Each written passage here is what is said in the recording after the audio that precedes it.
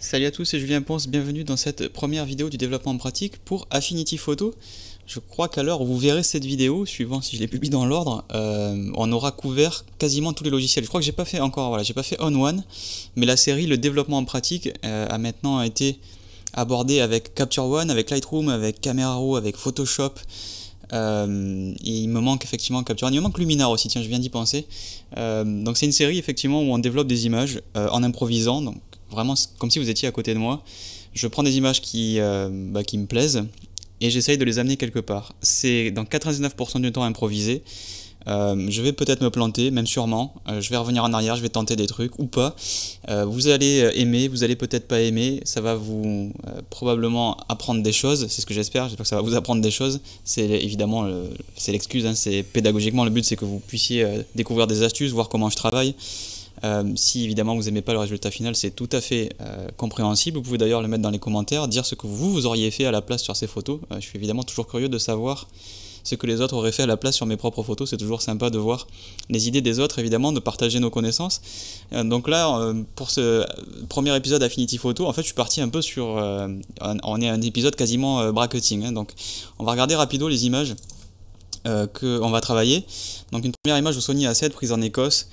Une scène, bon, quand on est en Écosse, on est assez blasé de ce genre de scène parce que ça arrive tout le temps, donc c'est toujours très spectaculaire parce que les paysages sont vraiment incroyables. On va voir si on peut la rendre, un peu plus lisible, en particulier en essayant de faire un travail sur le ciel et sur le premier plan, parce que les deux sont liés. Il y a de la brume qui va sur la montagne, enfin voilà, le ciel et les deux sont liés. Il y a aussi quelques petites corrections à faire, vous voyez qu'il y a des taches sur l'objectif. Alors c'est typiquement le genre de choses qui va vous arriver fréquemment dans ce type de voyage, forcément, quand on est dehors toute la journée. Malheureusement, l'optique en prend un coup, enfin en tout cas l'objectif se salit assez rapidement, évidemment ça abîme pas forcément l'optique, on essaye de faire attention en voyage, mais il y a toujours des trucs un peu crades qui se produisent sur les images, donc il faut faire attention. On verra que dans Affinity Photo, ça s'enlève assez rapidement. On fera du développement persona, enfin le développe persona, qui est le module de développement des fichiers bruts dans Affinity Photo. D'ailleurs, si vous voulez en savoir plus sur le développe persona et sur Affinity Photo en détail, j'ai ma formation complète qui est sortie sur tuto.com, plus de 11 heures et 4 minutes de formation sur Affinity Photo, donc c'est vraiment une formation complète pour les photographes. Donc on va pas voir les détails évidemment dans ce tuto, on n'a pas le temps, donc je présuppose que vous avez déjà vos repères dans Affinity Photo, mais on va aussi utiliser pas forcément que le développe persona, puisqu'on ira faire des finitions dans Affinity Photo, c'est-à-dire le photo persona, le persona normal, celui qui contient tout le reste du logiciel, pas juste le truc pour développer les fichiers bruts. Je pense notamment évidemment à Balance des couleurs, par exemple, qui est un calque de réglage qui est vraiment super utile et qui n'est pas disponible évidemment dans le développe persona. Ensuite on a deux images, donc c'est du DNG, donc l'aperçu ici s'affiche en tout petit. Donc c'est un bracketing, donc c'est la porte d'Apollon à Naxos, donc une île en Grèce. Et alors évidemment la scène était très compliquée à capturer, je voulais absolument avoir le soleil au milieu de la porte. Et évidemment le seul moyen c'était de faire un bracketing, parce que soit vous exposez la porte mais le ciel derrière est complètement cramé à cause du soleil, soit évidemment vous exposez le soleil et dans ce cas là le sujet au premier plan est lui aussi un peu mort. On verra si on peut faire une fusion HDR là-dessus et voir comment on utilise les bases de la fusion HDR d'Affinity Photo, et puis peut-être que sur le résultat on va enlever les touristes qui traînent, parce qu'il y a toujours des touristes qui traînent dans ce genre d'endroit. J'en étais moi-même un, hein. J'étais probablement en train d'empêcher quelqu'un de faire une photo, mais bon, il faut un peu jouer des coudes, hein, quand vous êtes dans ce genre d'endroit. Je m'étais installé bien avant que le soleil arrive avant, je m'étais mis bien devant mon trépied pour que voilà, personne ne se mette vraiment à côté. Je suis pas très gros, donc j'essaie de me faire le plus large possible. Et enfin, autre DNG, donc à Londres, et là cette fois-ci on va pas utiliser la fusion HDR, on va utiliser un truc qui s'appelle l'alignement automatique pour faire une pile, et on va peindre tout simplement en utilisant un masque pour révéler les parties de la photo qu'on veut. Donc le but c'est d'avoir cette image pour avoir le cadran et avoir la tour Elisabeth, parce que tout le monde va dire c'est Big Ben. Oui, Big Ben c'est le nom de la cloche. En fait la tour s'appelle la tour Elisabeth, et qui est actuellement en travaux, donc si vous regardez ça en 2019 et probablement en partie en 2020, vous la verrez pas comme ça malheureusement. Si vous vous rendez à Londres, vous verrez surtout des échafaudages. On voit absolument rien à part le cadran actuellement, donc j'ai capturé ça il y a quelques années. Et on va utiliser donc ce qu'on appelle le digital blending en fait, hein. Donc c'est pas une fusion HDR à proprement parler, c'est même pas du tout une fusion HDR, c'est juste révéler une image, une partie de l'image ou l'autre. Donc sans plus tarder, on va aller dans Affinity, donc on va cacher l'aperçu, on va envoyer cette image dans Affinity Photo. Donc quand vous la jetez dedans, vous avez en haut à droite le chargement d'un document puisque c'est un fichier brut. Donc ici, ce qui nous intéresse, c'est d'essayer de révéler des informations. On voit qu'on a un petit manque dans les hautes lumières, on a une grande concentration de ton foncé, en particulier sur les bleus, évidemment, puisque les ombres sont ici très teintées de bleu. Donc ce qu'on va faire, c'est qu'on va activer ton foncé et ton clair, et on va voir éventuellement si on peut pas peut-être révéler un tout petit peu de ton foncé, et si on peut pas peut-être, il me semble, on va voir avec le niveau du contraste, mais si je pousse ici les blancs, vous voyez que ça va accentuer le contraste forcément. J'ai un petit peu de marge sur la droite ici, et je pense que moi je veux révéler juste un tout petit peu. Voilà, donc je fais ça directement sur l'image, j'ai pas besoin d'utiliser un calque pour ça, c'est ce qu'on appelle une superposition dans Affinity Photo, c'est comme un filtre gradué ou un pinceau de retouche dans Camera Raw. En gros c'est un masque quoi. Alors on a quand même ces petites taches là-haut qu'on va essayer de virer, donc on va prendre le pansement, donc suppression des défauts, dont on va grossir la taille. Pouc. Voilà, on va lui dire de prendre cette texture, plouc, on va lui dire d'attendre. Alors je me suis planté.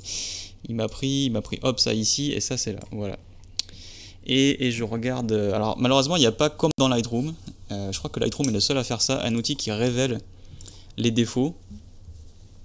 Il me semble. Je crois pas que ça existe là dans Affinity. C'est un peu dommage, donc j'essaye de voir, mais je vois pas d'autres endroits où c'est crade, où il y aurait des taches. Ok, ça me semble pas mal. Bon, on a une belle matière sur cette image. Je pense que ça peut valoir le coup d'envoyer un tout petit peu de clarté. Et je vais faire ça en cliquant tout bêtement. Et on va s'arrêter quelque part par là, autour de 25%. On a plein de belles matières à révéler avec la clarté, donc pour accentuer les micro-contrastes. Et là, on a un développement qui est cool. Si on va dans Objectif, et qu'on regarde sur les côtés, je pense pas qu'on ait de l'aberration chromatique. Elle est peut-être très légère, encore non, même pas, non, pas d'aberration chromatique sur cette image. Donc plutôt une bonne nouvelle, pas besoin de faire vraiment de correction d'objectif, ça me semble plutôt bien. En termes de détails, bon, on a révélé un tout petit peu les ombres, donc on peut faire une petite réduction de bruit. On est sur un Sony A7 qui a été shooté à 250 ISO à f8, donc il y aura peut-être un tout petit peu de bruit, mais il n'y aura pas des tonnes, donc on va mettre, je sais pas, 5-10%. Hop, on va le laisser calculer. Hop, voilà, on a vu l'algorithme faire son travail. C'est peut-être un peu trop. Encore une fois, la taille où l'image sera publiée, je verrai jamais le bruit là-bas, mais c'est juste histoire d'être un peu maniaque. On va mettre 5% sur cette image. Et je vais redescendre en termes de zoom. Et là, on a une meilleure base quand même. Donc vous pouvez faire le avant-après côte à côte. Et vous voyez que, alors il est inversé accessoirement. C'est un petit peu dommage. Est-ce qu'on peut pas prendre la main? Alors je vais juste vous prendre, voilà, le avant et le après. Donc vous voyez les détails se révéler. C'est quand même beaucoup plus intéressant à regarder sans être complètement indigeste quand même. Donc c'est pas une clarté à plus 100. De bourrin, ce que je vous déconseille de faire. Et on va maintenant mettre développer. Donc là en fait on va pouvoir utiliser Affinity Photo avec tous les autres calques de réglage. Parce qu'évidemment le module Persona n'est pas le plus complet. Donc maintenant je vais créer un calque de réglage et je vais faire une balance des couleurs. Et là on va pouvoir rigoler. Alors là typiquement ça va être hyper subjectif, mais le but ça va être peut-être de teinter l'image. D'habitude moi je vais envoyer du bleu dans les tons foncés, mais vous voyez qu'il y en a déjà, donc ça fait un peu too much. Donc en réalité je vais faire l'inverse de ce que je fais d'habitude, à savoir on va faire un truc assez automnal finalement. Donc on va envoyer du rouge et du jaune, ok, dans les tons foncés. On pourrait pousser même encore un peu plus pour vraiment accentuer l'effet orangé, vous voyez. N'oubliez pas que c'est un masque, donc si on veut on peut l'appliquer qu'à un endroit. Mais moi je vais le faire vraiment de manière globale. Et donc sur les tons clairs et moyens, donc ton clair on va envoyer un tout petit peu de bleu pour le ciel, pour faire voilà un truc un peu bleu-orange. Et un tout petit peu de cyan. Et on va faire pareil sur les tons moyens mais moins. C'est-à-dire que je prends 2 ou 3% et 1% ici à peu près. -1, on va le mettre au clavier, ça va aller plus vite, tac. Et vous voyez qu'avec un seul calque, on donne vraiment une autre ambiance. Donc on a inversé un petit peu ce que je fais d'habitude. vous voyez que d'origine le ciel là il est quand même assez jaune et les ombres sont assez bleues, et là j'ai corrigé, j'ai mis l'inverse, je voulais d'avoir quelque chose un peu plus automnal. Et on pourrait rendre le ciel un peu plus menaçant en faisant par exemple, si on veut le rendre un peu plus dramatique, on peut faire, je suis en train de réfléchir en même temps, mais je pense qu'on peut faire juste un bon vieux niveau sur lequel on va vraiment contraster les choses. Alors on va faire gaffe dans les blancs par contre, mais si on contraste au niveau des noirs et qu'on pousse le gamma, hop, dans ce sens. Alors je ne regarde que le ciel pour le moment, évidemment, je ne vais pas faire ça sur le premier plan. Et maintenant, vu qu'on est sur un masque, on peut prendre la couleur noire pour cacher, on peut prendre le pinceau, on peut prendre une grosse brosse comme c'est le cas ici, avec donc une dureté à 0 pour que ce soit très diffus, une opacité à 100% pour vraiment empêcher le réglage de s'appliquer en bas. Alors est-ce que j'ai bien sélectionné tout le monde? Hop, en noir, voilà. Donc le réglage en bas, il ne faut pas qu'il s'applique puisqu'on ne va pas vraiment foncer le premier plan, mais par contre quand on va, vous voyez qu'en brossant comme ça, on va pouvoir révéler, hop, juste la montagne, on garde le haut assez foncé pour que ce soit, qu'il y ait une liaison avec le ciel, et peut-être que vous savez quoi, la montagne un peu plus foncée c'est pas plus mal, donc on va mettre une opacité de 50, on va mettre du blanc et on va remettre finalement là-dessus un petit coup sur la montagne avec une brosse un peu moins violente, donc c'est 1600, on va mettre 1200, voilà, et vous voyez que je vais légèrement, hop, brosser la montagne. Si vous regardez le masque ici, on le voit bien, en l'occurrence, je crois que si je fais un alt-click, voilà, vous voyez le masque qui renvoie un petit peu de réglage sur la montagne. Et regardez ce qu'il fait maintenant ce calque, voilà, vous voyez que le ciel et la partie haute de l'image est beaucoup plus menaçante, et ça permet de vraiment centrer le regard là-haut, en fait, tout simplement. Le point de force il est là évidemment, c'est le moment où la montagne rencontre les nuages, c'est pas vraiment là-dessus. On pourrait vignetter un petit peu, mais j'ai pas envie, le ciel fait déjà une vignette assez importante.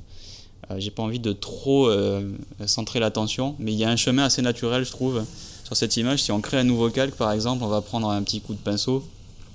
Je vais même prendre... Est-ce que je peux pas prendre Ouais, bon, ok. Je voulais prendre autre chose. On va faire un petit coup 50, du rouge, ploum.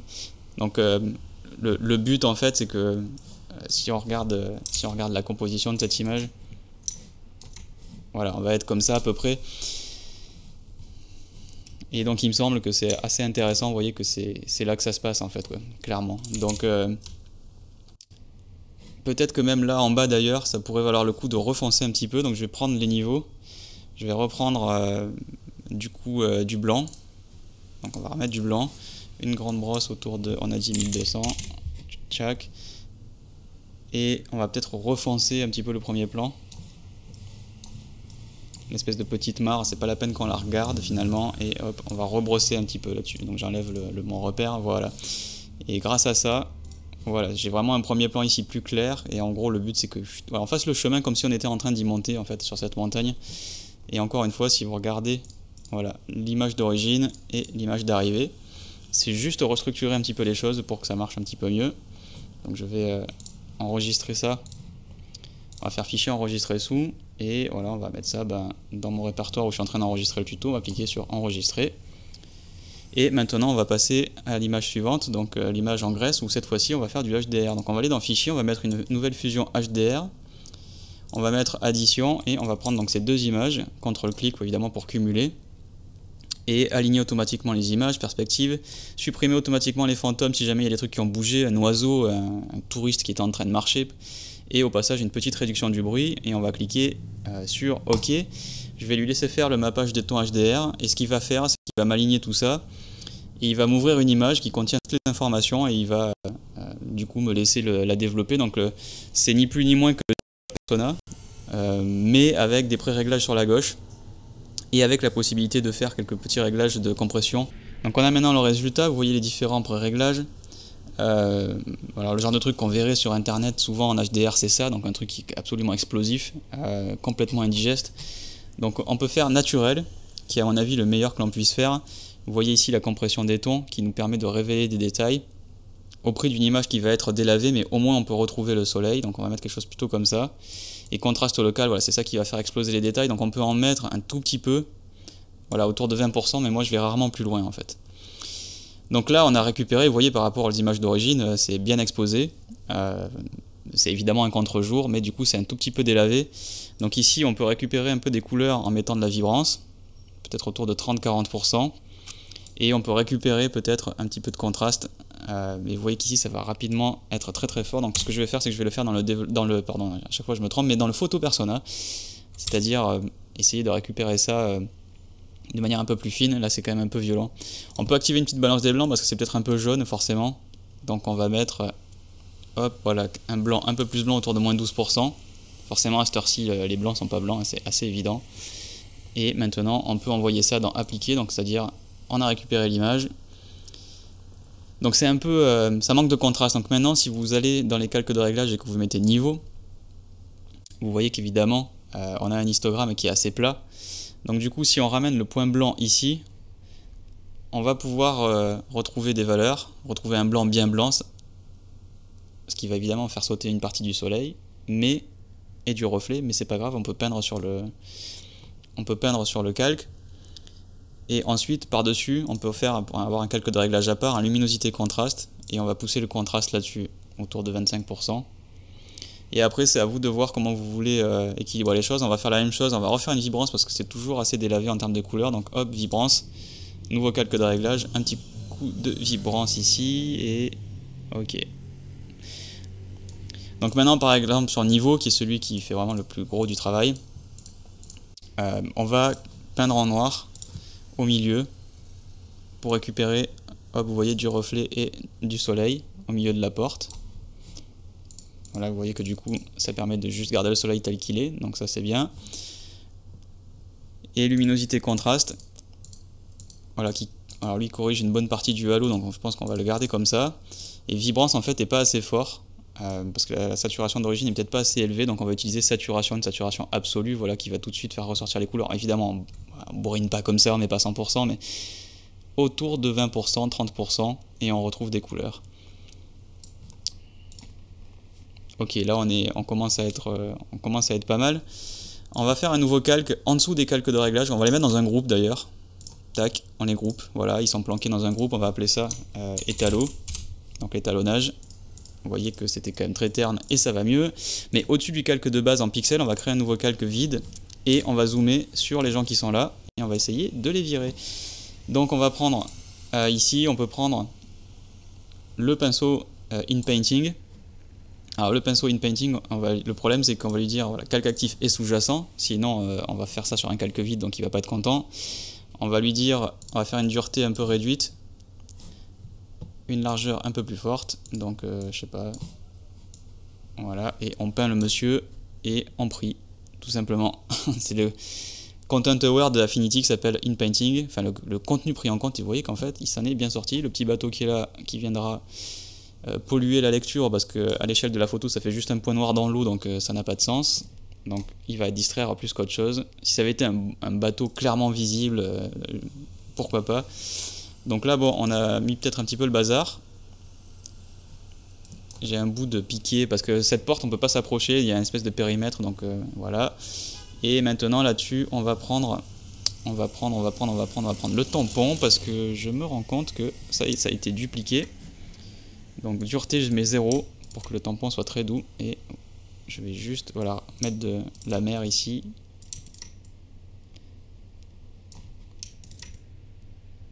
Et encore une fois à l'échelle de la photo, donc je prends juste le bord ici pour pas que ce soit trop diffus. Ok, donc Alt hein, évidemment pour sélectionner la source, et quand je vais dézoomer évidemment à l'échelle de la photo, voilà, pas de problème, on voit pas qu'il y avait des gens qui étaient là. Et voilà, on a notre petite porte d'Apollon, on a aussi quelques petites taches là-haut accessoirement, ben, on va les virer. Donc ben, on peut faire ça de plusieurs façons, contenu pris en compte, j'ai envie de dire un peu comme des bourrins, parce que c'est peut-être un peu beaucoup d'utiliser contenu pris en compte pour ça, mais ma foi, ça va forcément marcher, puisqu'il va faire l'analyse tout seul, il va recréer la bonne texture, parce qu'oubliez pas qu'il y a du bruit. Il n'y a pas beaucoup de bruit, mais il y a du bruit forcément. Sur le capteur, donc si vous clonez il faut que le bruit soit uniforme, sinon on voit les coups de tampon, et je suis en train de voir pas d'autres saletés sur l'objectif. Bon voilà, on s'en tire pas trop mal sur cette photo. Là vous avez un bon exemple de bracketing, hop voilà, on le fait une fusion HDR, petit étalonnage, hop on vire les touristes et vous avez votre photo de vos vacances en Grèce. Et ça a été pris avec un modeste 550D. Voilà, donc on n'est pas dans un truc qui est quand même spectaculaire, mais pour un petit 550D, ça marche quand même pas mal. On va enregistrer ça, hop, enregistrer sous. Je suis en train de voir que j'ai un liseré ici. Il faudrait peut-être que j'aille mettre un petit coup de tampon pour enlever ce liseré, mais on va passer à la suite. Et donc la suite, c'est Big Ben, en tout cas la tour. Et on a dit qu'on ferait pas une fusion HDR, on a dit qu'on va faire un autre truc, on va aligner les calques et peindre soi-même en fait, pour révéler d'une photo ou l'autre. Vous allez voir, c'est assez rapide. On va faire fichier nouvelle pile. Je sais pas si vous connaissez ce truc, c'est pour aligner des calques dans une seule image. Donc on va mettre addition, on va dire de prendre ces deux images, CTRL+, pour sélectionner, j'appuie sur ouvrir. Je lui dis d'aligner automatiquement, et je mets perspective, et je clique sur poum, ok. Alors il y a un petit twist, alors il met chargement de un document, mais évidemment en fait il en prend deux, puisqu'on lui a dit d'en prendre deux pour en faire un seul, c'est pour ça qu'il dit chargement de un document, mais évidemment ce un document est constitué de deux photos. Il y a ici groupe de piles en direct, et en fait la pile ici elle est... alors c'est pas le mode de fusion, on a ici le mode de fusion qui est intermédiaire, et il y a différentes équations ici, pour savoir comment ça se mélange. Alors ce qu'on va faire nous c'est qu'on va sortir en fait les images, on n'a pas besoin de faire ça, donc on les sort, et on vire le groupe de piles, tac, donc on les sort, voilà. Donc j'ai mon image ici qui est là, on va mettre sur X, et mon image ici qui est là sous X, tac. Et alors là le but du jeu c'est quoi? On va mettre la surex en bas, c'est de masquer, créer un masque de fusion sur la sous-X, et de révéler juste ce qui nous intéresse de la surex qui est en dessous. Donc pour ce faire, on va cacher la sous-X pour révéler la surex qui est en dessous, ou inversement, vous pouvez faire l'inverse si ça vous branche, je vous en voudrais pas. On va se mettre à 100% avec du noir, et moi ce que je veux révéler c'est le rayon blanc, les traînées de phare, en peignant plusieurs fois, tac, comme ça.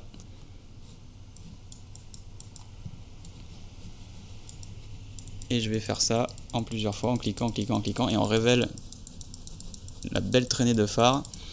Et on va se remettre en blanc, et je vais prendre peut-être la diagonale comme ça pour avoir juste une petite vignette. Et puis on peut éventuellement révéler un tout petit peu la tour, un tout petit peu ici. On fait gaffe parce que ça fait un halo quand même. Hop, voilà, un tout petit peu le bâtiment. Et il y a une autre traînée ici, voilà, de lumière.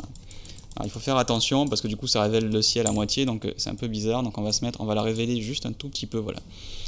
Et si vous voulez le faire avec une brosse plus petite, genre 600, peindre un tout petit peu le haut de la tour pour le révéler, une partie du cadran, voilà. Mais évidemment il faut que le cadran lui reste peint en noir, puisque sinon, n'oubliez pas que sur la photo d'en dessous il est complètement surex, bien entendu. Donc je suis en train de changer d'avis, je vois qu'il y a deux traits blancs, et en fait ça vient me perturber, enfin ils sont pas assez clairs, ils sont pas assumés ces trucs là, donc on va les enlever. Voilà, la traînée lumineuse c'est celle qu'il y a en bas avec les phares, et en fait si vous voulez je vous explique, ce truc là en haut là, c'est un bus qui est passé, et il y a les rayons, enfin les lumières qui sont sur le côté du bus, vous savez les double decker, donc c'est pour ça qu'il y a ces lumières qui sont perchées là-haut. Et en bas évidemment c'est les voitures et tout le reste qui n'ont évidemment pas deux étages. Donc maintenant sur cette image on a le plus important. Il reste à donner un peu une couleur, un style, parce que c'est un peu délavé, le ciel n'est pas très joli, donc on va envoyer un balance des couleurs. Et le balance des couleurs là par contre on va aller dans les tons foncés et envoyer du bleu. Et là ça va valoir le coup d'envoyer pas mal de bleu, un petit peu de cyan.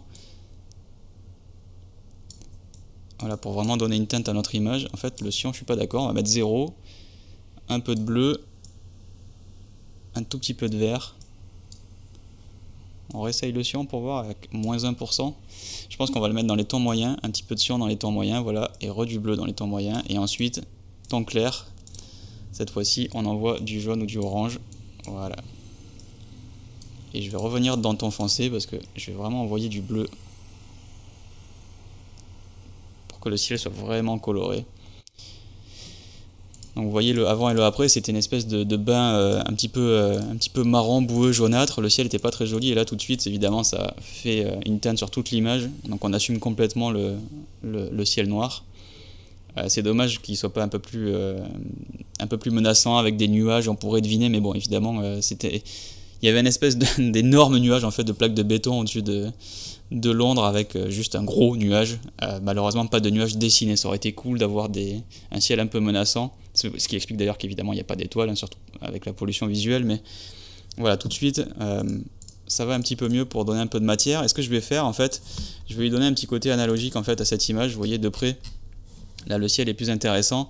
Je vais en fait ajouter du bruit, donc on va mettre bruit, ajout de bruit, et on va dire qu'on va ajouter du gaussien monochrome. Donc là vous pouvez faire le avant-après, et est-ce qu'il me le fait? Parce que je suis en train de, si je mets appliquer, est-ce qu'il a fait quelque chose? Alors j'ai dû me planter quelque part, à savoir j'ai un calque vide. Alors c'est vrai qu'il ne le génère pas automatiquement, donc c'est complètement ma faute, c'est moi qui ai complètement oublié. Donc on va se remettre à 100%, et ce nouveau calque, donc on va le remplir de gris accessoirement, donc de gris moyen, donc 128 là-haut, 128, 128. Un petit coup de pot de peinture, boum, on va avoir un calque gris. Voilà, donc maintenant là-dessus on fait un bruit, ajout de bruit, voilà qui est mieux. Donc intensité 100%, on va dire bah oui, et là-dessus on va faire un filtre flou gaussien, et ça va faire du grain évidemment. Donc on peut en changer la cassure avec voilà la valeur, donc on va mettre un 0,3, je pense que sur cette photo ça va être bien, et on va mettre normal, et on va mettre mode en bas ici. Voilà, lumière linéaire c'est le plus fort, lumière tamisée c'est le moins fort, donc c'est quand même moins violent avec lumière tamisée. Même si le mode de fusion exact c'est lumière linéaire avec du gris moyen, et en fait vous devriez plutôt faire ça et mettre maintenant un tout petit peu d'opacité, et vous voyez que ça va texturer l'image. Après si vous voulez essayer autre chose, genre lumière crue ou essayer les autres, là, voilà, essayez lumière tamisée, monter l'opacité à la place, c'est à vous de voir, mais alors on va laisser comme ça. Donc c'est à 100% que ça doit être bien, n'oubliez pas. Donc cette image, elle a été réglée pour 100%. Maintenant, sur le net, elle ne sera jamais publiée comme ça, donc forcément, il faudrait re-régler pour la taille d'exportation. C'est-à-dire que si elle est publiée comme ça, vous voyez qu'avec un niveau de zoom, alors évidemment, il y a interpolation, mais si on la mettait en plus petit, il faudrait qu'on mette évidemment un grain plus fort, parce que sinon, il ne se voit pas, tout simplement, à cause de l'interpolation des pixels. Ou en tout cas, il se voit peu au final, quoi. Et vous voyez que ça va habiller un petit peu le ciel, ça va lui donner de la matière, ça va lui donner de la texture tout simplement. Ce que vous pouvez faire aussi, c'est quand vous êtes sur le net, vous pouvez faire une recherche de stock shot de grains. Donc quand vous êtes là-haut, vous tapez grain, texture.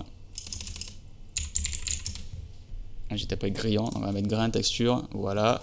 On va mettre image, et puis on peut aller chercher des textures de grains, des fois il y en a de pellicule, enfin vous pouvez trouver des trucs un peu crado. On peut taper grain analog film. Vous pouvez utiliser évidemment Analog Effect pour ceux qui ont la chance d'avoir le plugin. Donc voilà, il y a pas mal de sites qui proposent ce genre de choses. Bon, moi je l'ai refait à la main, mais c'est pas un très très joli grain, hein, finalement. Ce serait plus classe d'avoir un grain qui est vraiment issu d'une pellicule. Si vous avez DxO Film Effect aussi, vous pouvez utiliser ça pour vraiment émuler, et DxO est très bon là-dessus, pour émuler vraiment un type de pellicule en particulier. Mais voilà ce que l'on a fait avec cette photo. On avait vraiment deux images qui étaient pas bonnes ni l'une ni l'autre. Évidemment c'est le principe du bracketing, vous voyez que on peut faire une fusion pour avoir une image au final un peu plus intéressante. Ce qui fait quand même beaucoup le boulot, c'est voilà, le calque qui va donner une teinte. Vous auriez peut-être fait différemment, j'imagine, mais je pense que vous pouvez en convenir que d'origine elle était quand même assez boueuse. Voilà, c'était assez sobre, assez flasque, une image très plate. Tout de suite, dès qu'on donne une petite teinte, une image qui est très sombre, forcément si vous habillez les noirs ça va avoir un peu plus de gueule, ça c'est sûr quoi. C'est une image de nuit, donc il y a beaucoup de tons qui sont foncés, donc si vous teintez les tons foncés, bah forcément l'image s'habille, c'est aussi simple que ça. Donc balance des blancs pour ça peut vous donner une bonne base, et derrière balance des couleurs pour venir vraiment faire un étalo sur votre image. Voilà ce que je voulais vous montrer sur Affinity Photo. On est sur un premier thème, voilà, Digital Blending, Fusion HDR. Évidemment, dans les autres épisodes, on va couvrir d'autres choses. Donc si vous avez des questions en particulier, n'hésitez pas à les poser dans les commentaires ou dans le salon d'entraide si vous regardez cette vidéo sur tuto.com. Si vous avez des idées de ce que vous voulez voir pour les prochains épisodes, n'hésitez pas à me le dire, puisque j'ai déjà fait des épisodes qui sont en partie inspiré en fait des questions qu'on m'a posées. Donc c'est vraiment un dialogue, on va dire, en décalé, mais bon voilà, vous avez des tutos gratos que je peux sortir en répondant directement à vos questions. Donc profitez-en, n'hésitez pas à m'envoyer vos idées et je vous retrouve très bientôt pour une nouvelle vidéo. Merci beaucoup pour votre fidélité, à bientôt, ciao ciao.